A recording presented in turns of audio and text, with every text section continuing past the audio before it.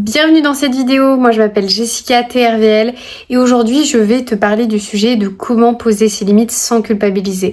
Mais laisse-moi tout de suite me présenter, moi je m'appelle Jessica, je suis ta coach en rupture amoureuse et relations saines.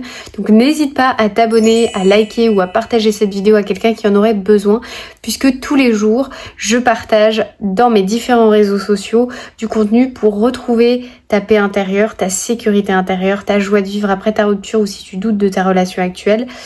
Ou que tu répètes encore et encore les mêmes schémas et que tu n'arrives pas à rencontrer le bon pour enfin que tu t'ouvres à l'amour, mais cette fois-ci à l'amour sain, celui que tu mérites.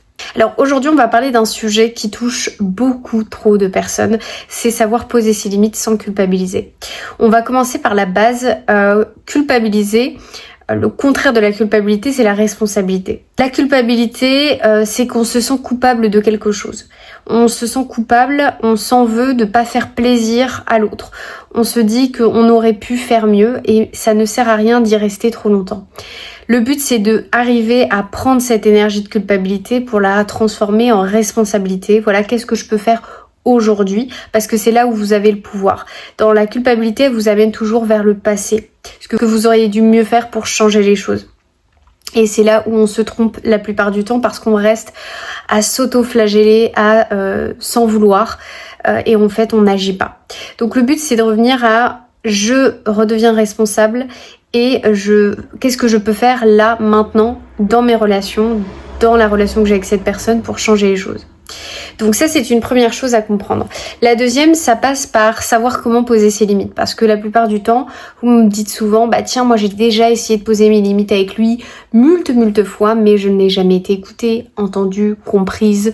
Du coup qu'est-ce que je fais? J'abandonne, je lâche au bout d'un moment parce que je ne suis pas écoutée, je suis pas comprise, donc je lâche mon besoin, je lâche ma limite pour garder la relation, pour ne pas créer de conflits, etc. Une phrase que j'adore, qui m'inspire énormément: si tu ne veux pas créer de conflits à l'extérieur, c'est des conflits à l'intérieur de toi qui naissent. Donc, peu importe si tu as envie de garder pour toi tout, dans tous les cas, ça se retournera contre toi parce que ça va te bouffer toi, tu vas t'en vouloir à toi et c'est toi qui vas t'oublier dans cette relation. Parce que si tu ne poses pas tes limites, tu joues un rôle. Tu n'es pas totalement toi-même. Tes limites font partie de toi et ton fonctionnement et de comment te protéger. Les limites, faut vraiment les voir comme une maison de protection. Quand tu n'as pas de limites, tu as les volets ouverts, tu as la maison ouverte, tu as les fenêtres ouvertes et les gens ils vont commencer à mettre les couleurs qu'ils veulent sur le mur, des tableaux qu'ils veulent sur le mur et changer en fait l'intérieur de ta personnalité, ce que tu aimes, ce que tu n'aimes pas. Tu vas en fait devenir ce qu'on attend de toi et non pas qui tu es réellement.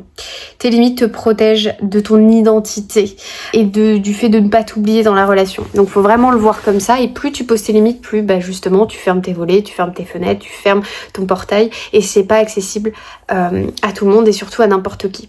La troisième chose importante, c'est dans le fait de poser ses limites, ça passe beaucoup, et ça beaucoup l'oublie, par des conséquences. C'est-à-dire que si parler ne suffit pas, il faut une cohérence entre ce que vous dites et ce que vous faites dans la matière, dans la vraie vie, dans les comportements avec cet homme-là, cette personne-là. Donc, par exemple, je demande à l'autre de ne pas me crier dessus quand il y a quelque chose qui ne va pas. Je lui dis une première fois, une deuxième fois, la troisième fois, il y a une conséquence. Même un peu avant, il y a des conséquences. Tu ne m'écoutes pas alors que je t'exprime. Quand tu fais ça, je me sens en insécurité, je me sens pas respectée, je me sens comme une enfant. Ce n'est pas compris par l'autre ne change pas ou ne fait pas de compromis pour améliorer la relation, pour améliorer votre relation et non pas changer, juste améliorer la relation pour qu'elle fonctionne. Dans ces cas-là, il y a une conséquence. La conséquence, ça peut être je ne parlerai plus de ce sujet-là avec toi, ça peut être je m'éloigne un petit peu, ça peut être je coupe court à ce genre de discussion. En fait, il y a une conséquence équivalente et là, c'est à vous de jauger à ce que vous pensez valable dans cette situation-là.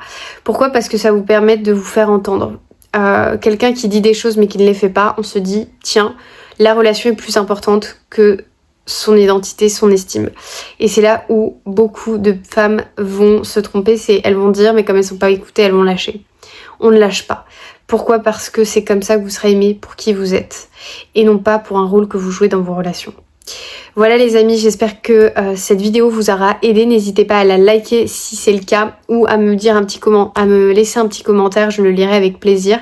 Si tu veux te faire accompagner par moi, J'ai un accompagnement qui s'appelle l'accompagnement Femme Sereine, qui est un accompagnement de 3 mois en individuel, qui a pour but que tu te retrouves après ta rupture ou si tu doutes de ta relation et que tu retrouves ta sécurité intérieure, ta confiance en toi, ta joie de vivre, que tu apprennes à te connaître, à comprendre ton fonctionnement, à t'aimer pour t'ouvrir à l'amour et cette fois-ci à l'amour sain, celui que tu mérites. Donc tu peux directement prendre rendez-vous. Le lien il se trouve juste en dessous de cette vidéo en description. Si tu as la moindre question, tu peux me la poser en commentaire ou sur mon Instagram que je te mets juste ici et je te dis à la semaine prochaine.